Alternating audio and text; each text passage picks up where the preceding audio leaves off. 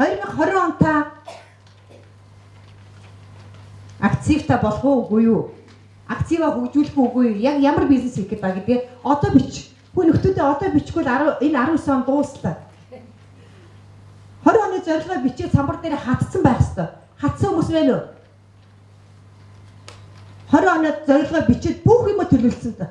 Ингээд бид нэр өөрсдөө өөрийнхөө амьдралыг төлөвлөхгүй бол бид нэр өөрийнхөө амьдралд зорилго тавихгүй бол хэн нэгний төлөвлөсөн үйл ажиллагааны нэг чинь байна шүү дээ нөхдөөдөө. Хэн нэгний зорилгыг биелүүлэхийн төлөө зүтгэх нь бид нэр өөрийнхөө зорилгыг биш.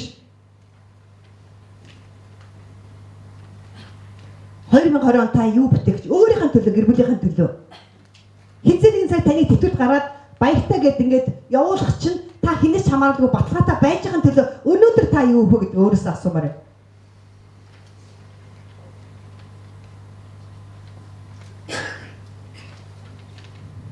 За яг саяны ярьдаг зүйл энэ төлөвлөлт. Энэ төлөвлөлт буюу одоо миний ярих маш дуртай сэдв. Тэгээ бид нэг ийм хандлага бид бүгдэнд байдаг. Яагаад юм бэ гэж би олон удаа бодож үзсэн л дээ. Өөрөөр хэлбэл хэд нэгэн таныг энэ даалгаврыг гүйцэтгээгээд ажил өгөхөөр сайн хийдэг тийм ээ? Одоо ингэ дарга сайн харагдахын тулд бид нар ажиллаа маш сайн. А гэтэл яг өөрийнх нь төлөө төлөвлөгөөтэй ажилладаг гэхээр бид нар яадаг вэ? Байхгүй. Бүх юм задгаа, бүх юм назараад ингээд орхитуулчихдаг. Өөрийнхөө амьдралын чанарын буюу өөрийнхөө ирээдүйн үр хөвгтгөө ирээдүйн төлөө тэр зорилгод дээр бид нар төлөвлөгөөтэй ажиллахад маш сул байдаг. Тийм учраас бидний хамгийн амжилтанд хүрэх бол ерөөсөө 80% нь хөдөлмөр нөхдөөдөө манайхаа ерөөсөө хөдөлмөр өөр зүйл байхгүй гэдэг би олж харсан энэ хугацаа. Дайчин сан хөдөлмөр буцахгүй няцахгүй гэсэн хатуу итгэл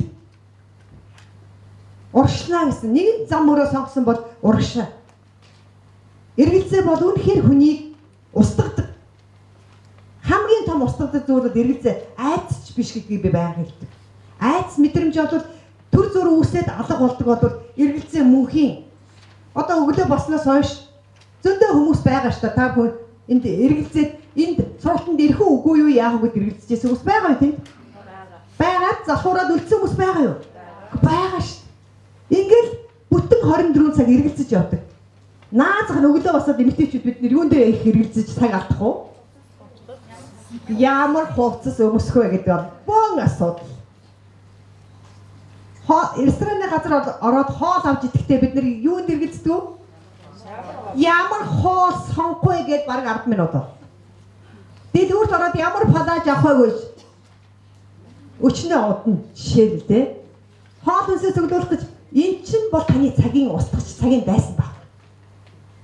Энэ төлөвлөлт амжилтын үндэс гэдэг дээр би юу хэлмээр юм гэхээр үнэхээр бидний хамгийн том дайсан бол залхуурал. Өөр юу ч. Залхуурал.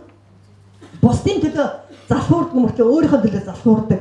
Энэ муухай хандлага бас бидний.